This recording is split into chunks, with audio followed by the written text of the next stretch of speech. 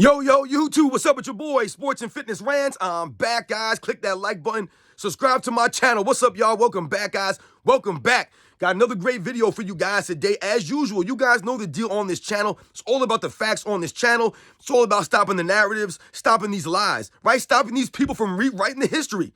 Because that's all it's being about now. It's all it's been about on Sports Talk now. It's narratives, right? They're trying to bend reality, right? They're creating all this stuff, man. And that's what we're here to stop. We're here to tell the facts, guys. And I want to thank you guys, everyone across the world, everyone across the states that's been supporting my channel. You guys liking the videos, you guys subscribing, you guys commenting, sharing your stories, sharing the info with me, guys. It means a lot to me. Once again, I am truly humbled by all the support, guys. It means a lot. I know my videos are not fancy. They're not flashy. I know. And you guys continue to rock with me, man. So it means a lot, guys. Thank you. And in this video, we're going to speak about one of the narratives that we're always hearing.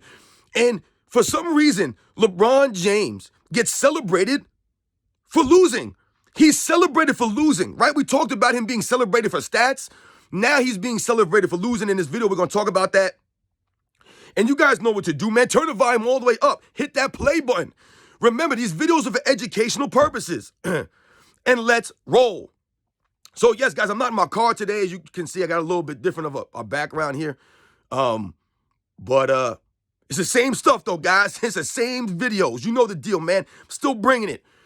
So, yes, guys, when we talk about LeBron James being celebrated for losing, this is exactly what's been going on throughout his entire career, right? We always talk about LeBron James never being held to a standard, right? I've told you that people like me, we hold LeBron James to a standard. We're calling him out for the nonsense, and they call it hate.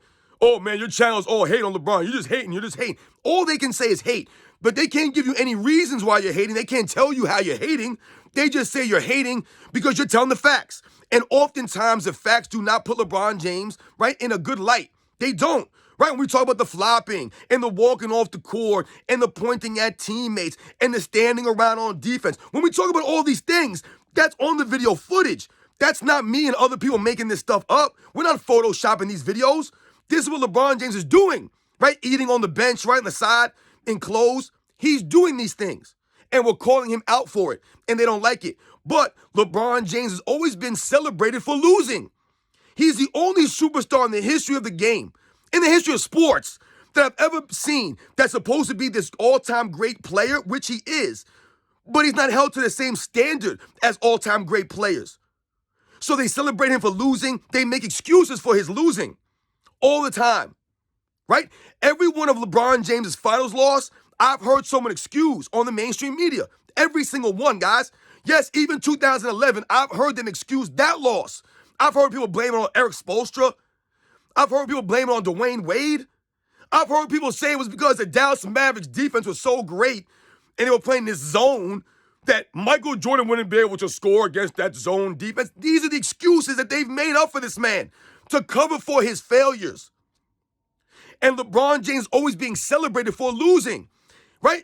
You know, guys, when I was growing up, you know, when you played sports, you had to earn a trophy, right? You had to earn it, whether your team won, right? Maybe you were the MVP of the league, right? Whatever it was, you had to earn a trophy. Trophies were given out to the winners.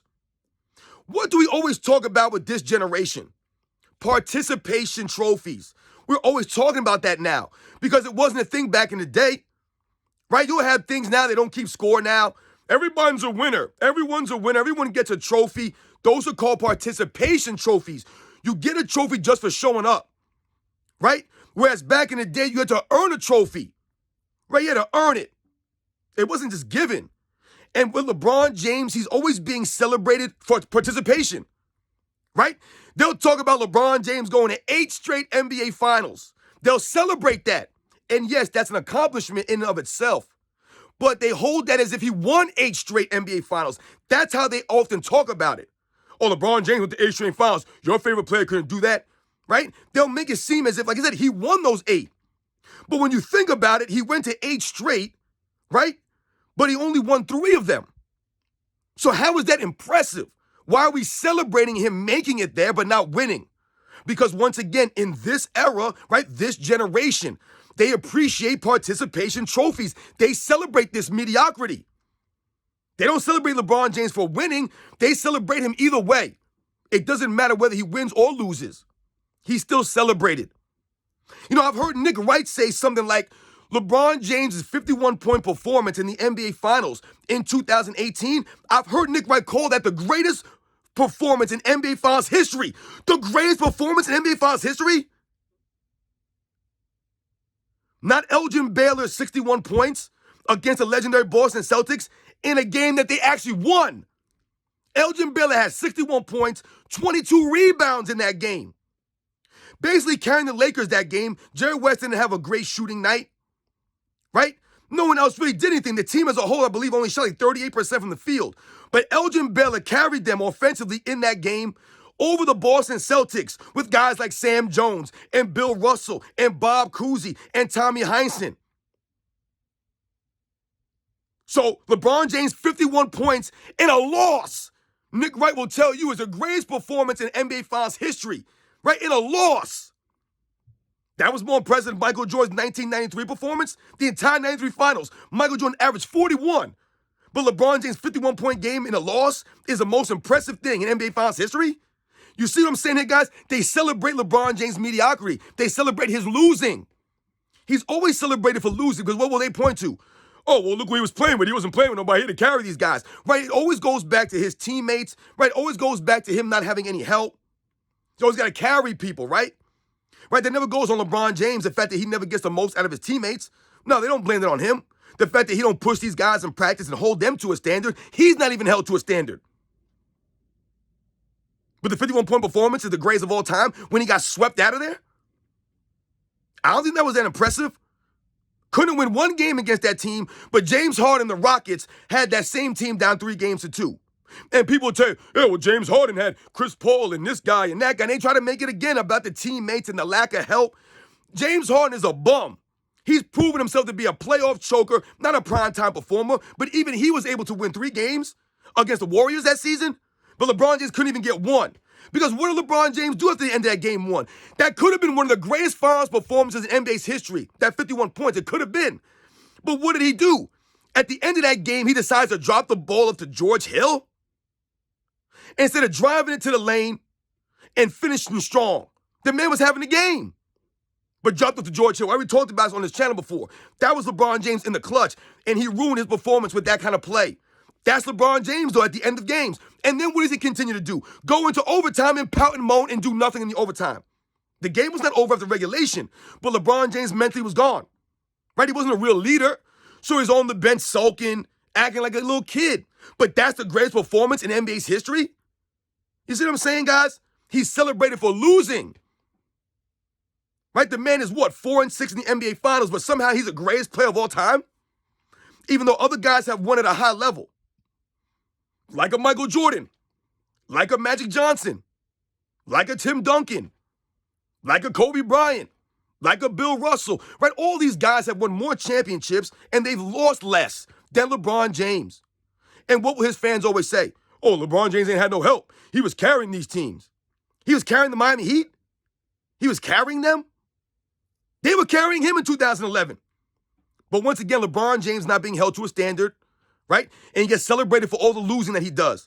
He's the only player in history that gets celebrated for this stuff. How can you put this man above other all-time greats that won more and lost less? In more physical eras, in tougher eras. This era LeBron James is playing in, no matter what they try to tell you about how great these guys are at skills, and these are the greatest athletes, right? You hear these clowns like Gilbert Arenas and J.J. Redick talk about this nonsense. But the guys in the past, they weren't that athletic. They couldn't move side to side and all this stuff. Those guys gave effort. That's the one thing these guys never mention on their podcasts or in these videos or on ESPN. They never talk about the effort of these men back in them eras. They gave effort. They're not giving the effort in this era, and the evidence is there. We can watch this stuff, right? Everyone was flopping, so they had to come up with flopping penalties, right, to stop these guys from cheaping the game. Right? They were doing load management out of control. They had to come up with penalties for load management because these guys are not competitors. They're soft. There's no effort. But LeBron James was losing more than he won in this era. But they'll say he's the greatest player of all time, once again being celebrated for the losing. Right? Always being celebrated for stats after losses. LeBron James comes to a post-game press conference, reads off his stat line. The team lost. Doesn't even mention it. And his fans will back him up. Right? He's been a sore loser his entire career. His fans back him up. They don't call him out for that stuff, but we do. And they say we're hating on him.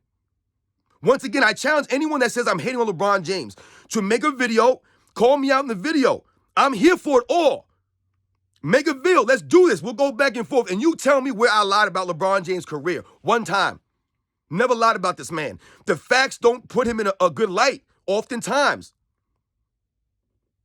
And LeBron James always been celebrated for losing. The losing is what he's celebrated for. He's held up, right? They don't talk about all the turnovers he's gotten, right? All those kinds of plays. They won't talk about that stuff. Right? So once again, LeBron James must be 4-0 in the NBA Finals because he's never lost in the Finals. They never act like he's lost in the NBA Finals. He's perfect. He's 4-0 LeBron James. Right? 2007, he was too young. Right? This nonsense. He was too young. But he got outplayed by the same age Kawhi Leonard in 2014. Make it make sense. 2011 wasn't his fault. The coach, Eric Spoelstra, he got outcoached. That's what I've heard people say. Oh, Dallas Mavericks were a great team, man. They played zone, man. Michael Jordan could have scored against the zone. This is what they'll say to excuse LeBron James. Right? 2014, they'll blame what? Dwayne Wade. Always blaming somebody. Dwayne Wade was injured. He wasn't healthy. His knees were going bad. Once again, LeBron James needs the whole army behind him to be successful. So he lost by a record margin? What's the excuse for losing by a record margin? LeBron James, they'll point to his stats. Once again, LeBron James puts up stats when his team is down by 20 points. Guys, watch the games, man. Watch the games. Those games weren't even close. LeBron James still scoring points, putting up numbers, putting up stats to make it look good on the surface. Got outplayed by a youngster.